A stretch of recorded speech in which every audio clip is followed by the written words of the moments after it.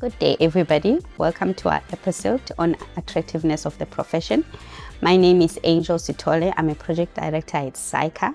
We're here to talk about the profession and to hear from Karin, who is a technical and quality director from WAR, about her journey to becoming a CA. Welcome, Karin. How are you? Thank you, Angel. I'm well, and I'm happy to be here. Welcome. Thank you for coming and to share about your story. So tell us, what inspired you to become a CA? What was your journey like? Where did you do your article? The reasons you became a CA still the same, or have they changed over the years? So my reason is a little bit personal. I'm adopted, and my biological mother, she committed fraud.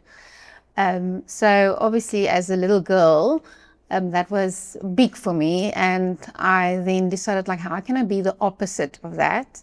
And I first thought maybe I'll become a lawyer, and then I quickly realized, well, maybe then I'll have to also defend the bad guys. So with a little bit more investigation, I got onto audits, thinking that audits pick up fraud, that's the main thing we do. It's obviously not, but that's how I then researched into the CA profession, and that's how you become an auditor. And that was my my reasons for becoming a CA, and sticking to you're doing it in the audit profession.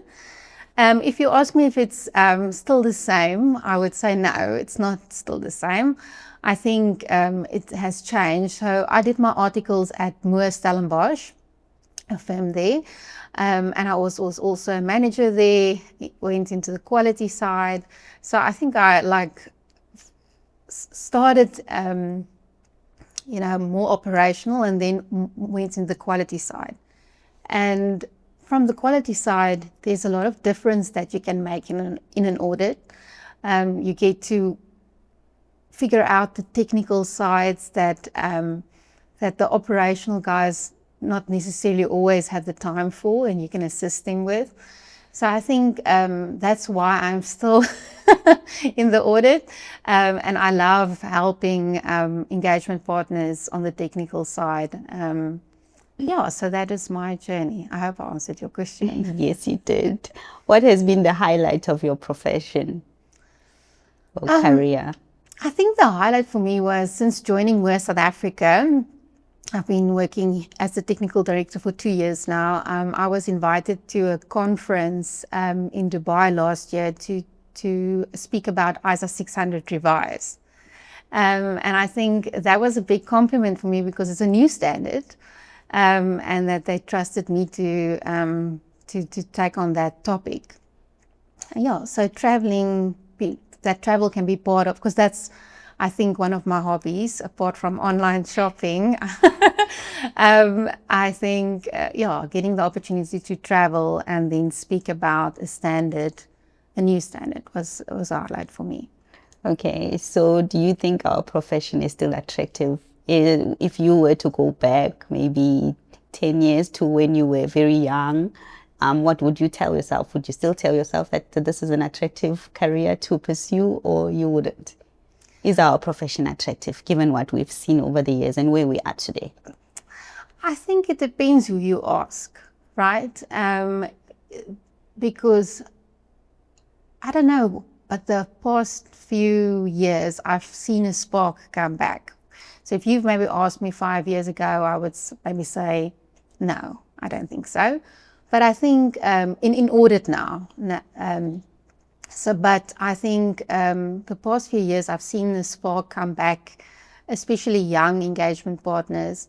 So I think it depends who you ask. The people that like audit and that get to have a work-life balance, I think maybe that's the important thing.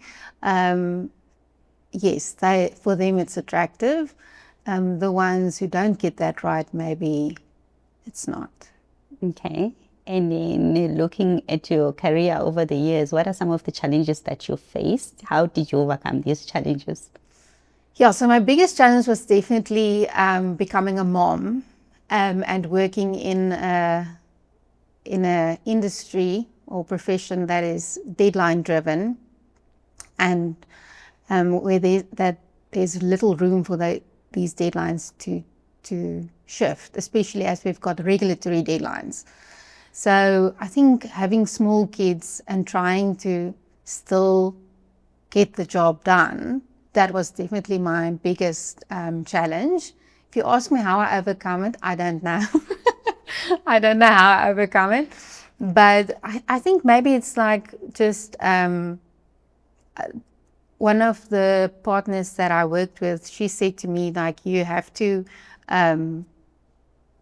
you've got different hats that you have to put on. You've got your work hat, you've got your mom hat.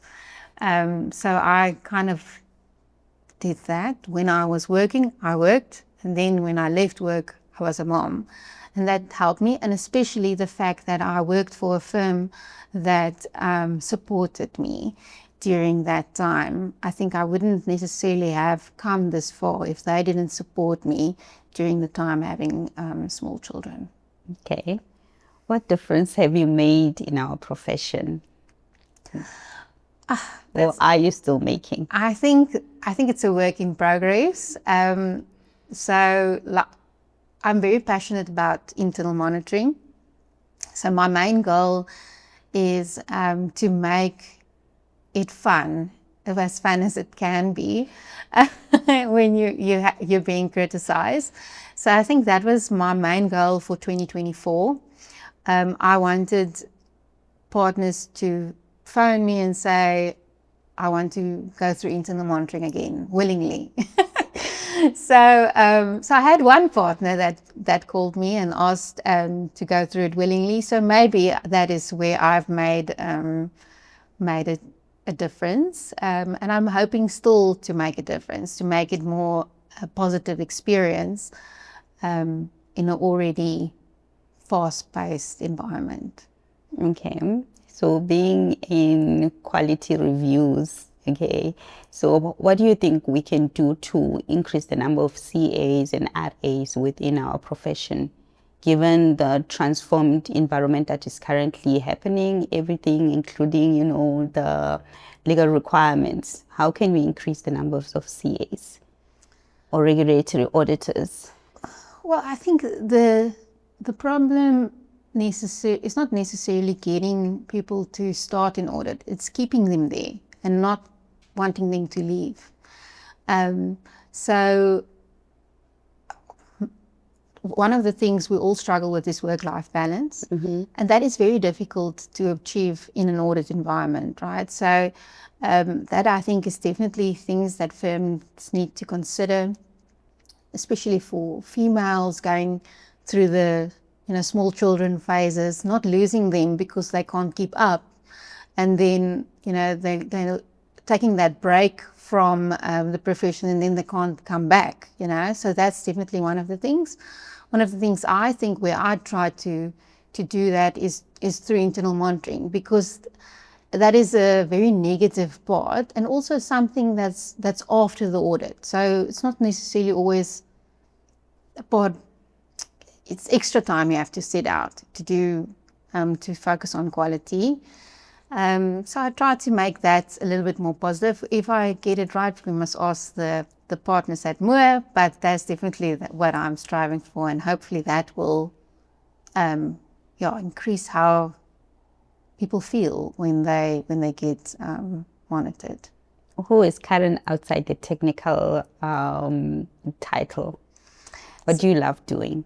So I think people always know the joke I always say is like, my real job is being a mom, and technical director is only my side hustle.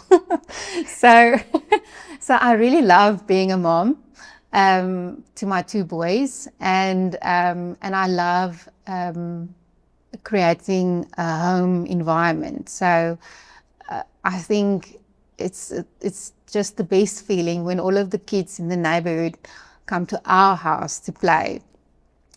And then the sound of kids playing in the house. So I think that's that's who I am. I think it's not very exciting, but I love being a mom and a wife to my husband, and then I love creating a home environment that the kids think's fun. Okay. How do you think the profession is evolved over time? And how do you ensure that you keep up to date? I mean, it's nice that you're in technical. I'm sure it's not that bad compared to if someone was in, the practice. Yeah, I think if I think of how we audited when I started as a trainee versus what we do now, it's clear, that we have evolved. And I think technology, the fact that we don't have to drive somewhere for training. I remember that training was always like this big thing where you had to take a whole day off to go and watch a session on IFRS updates. It was a whole day. Now you can get access to it and you can schedule it in between your meetings, like, on a button. If you don't have time this week, you can schedule it for next week. So I think that's the biggest thing in technology. I've got this one partner that that's my mentor at Moore South Africa. I only see her once a year at a conference, but when I see her, I feel like I saw her last week because of the online meetings we're able to have. So maybe it's not just linked to our profession, but I do think the fact that training is more available, more awareness has been made, and I think that has increased the quality on our files and the fact that we are able to produce better engagement files. Thank you everybody for joining us. We look forward to seeing you on another episode. Have a great afternoon.